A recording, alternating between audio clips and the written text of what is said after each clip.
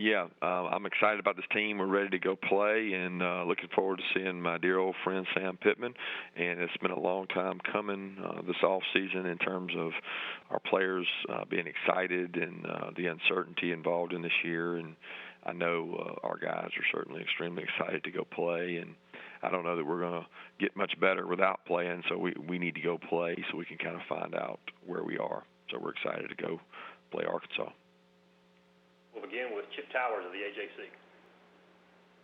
Coach, since we talked to you last night, Otis Reese has levied some allegations of racism within the program. I just wonder if you could respond to that and share your thoughts on that. I don't think he actually levied comments about racism about the program, but I can't comment to the stuff that's going on with that because it's still with the NCAA and the SEC. So I think the statement we released earlier is pretty explanatory. Hey, Kirby, Billy Napier, this guy you worked with at Alabama, is having success at Louisiana Lafayette. What do you remember about working with him, and what do you think of the success he's been having there?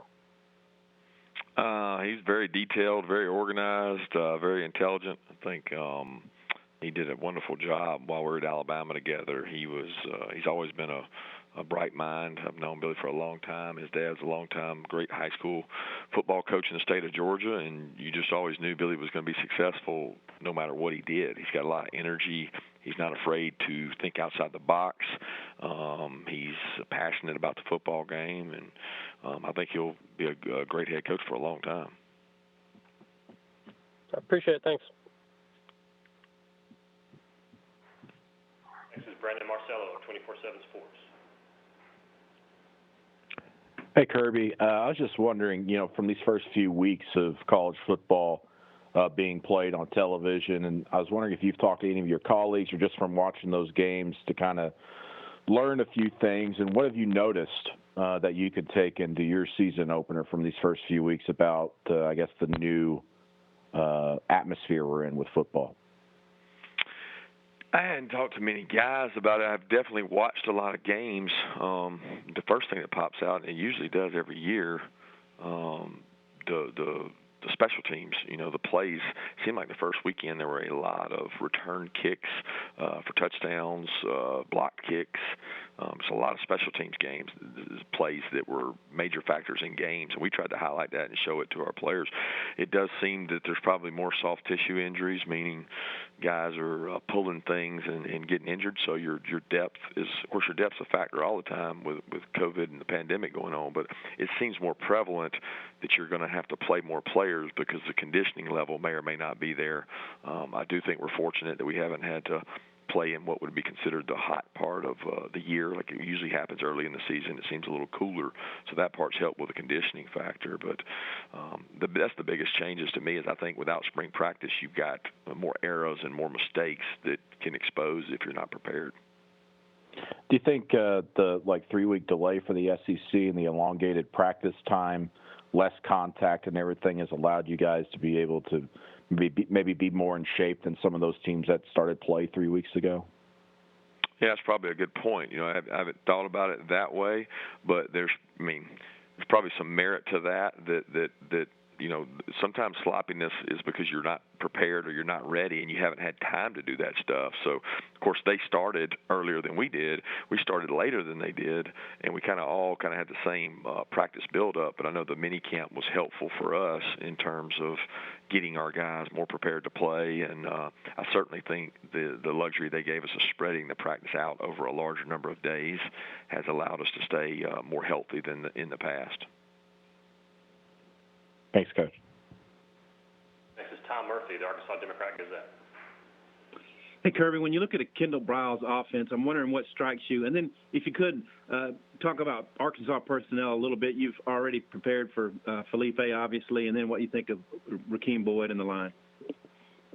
Yeah, Rakeem Boyd's as good as there is in the SEC. This guy he's proven that he's a really good runner, physical runner, intelligent, smart.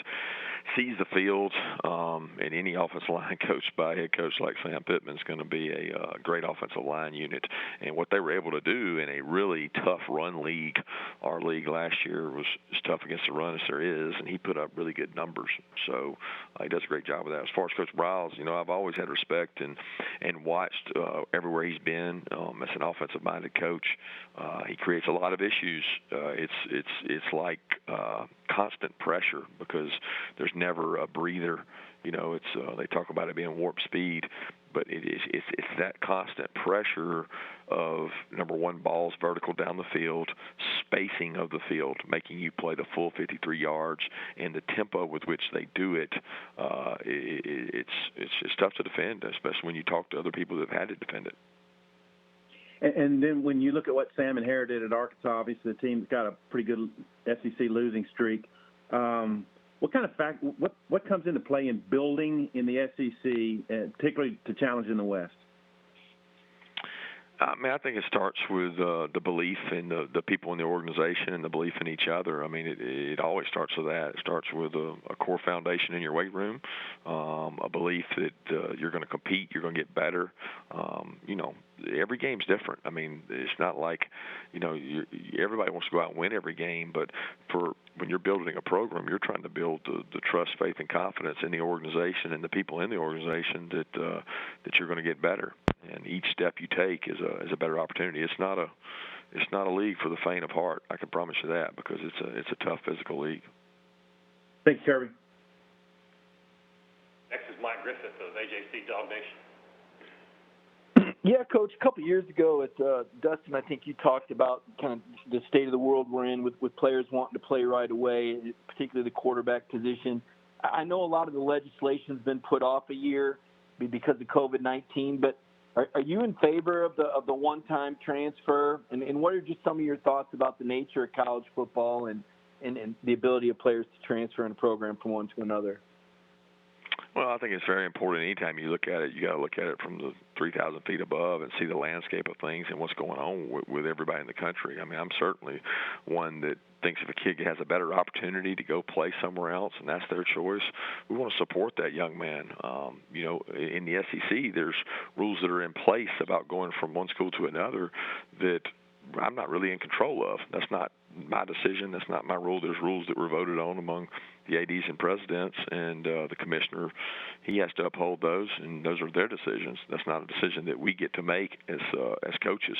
But anytime a kid gets an opportunity to go play somewhere else, and it gives him a better opportunity to play, there's been many guys that we've had that we've supported that have gone on to play other places, and that's usually a decision that each guy reaches from an individual basis.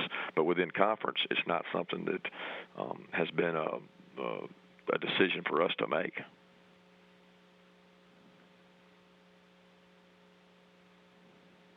Coach, we'll finish you off with Bob Holt in the Arkansas Democrat Gazette. Hey, Kirby, how you doing?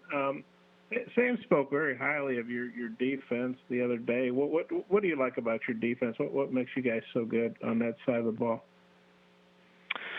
Well, I don't know that we've been tested this year, so to say that we're so good, I think that's still up for debate. We have to go out and actually play well, and this defense has not done that yet. So I certainly think that we have some good returning players that have worked really hard, and they're excited. And what I've enjoyed is their work ethic each day, and not a level of entitlement that I've sometimes been around with some defenses, and these guys haven't been that way. They've embraced the challenge, and they've embraced the grind, but they still got to put the performance on the field. And is Daniels, has he been medically cleared yet with his knee about playing? I couldn't understand you. I'm sorry, has Daniels, has he been medically cleared yet for the game? No, JT has not been medically cleared yet. We're hopeful that he's able to clear here in the next couple of days, and it's one of those things that's really beyond our control right now.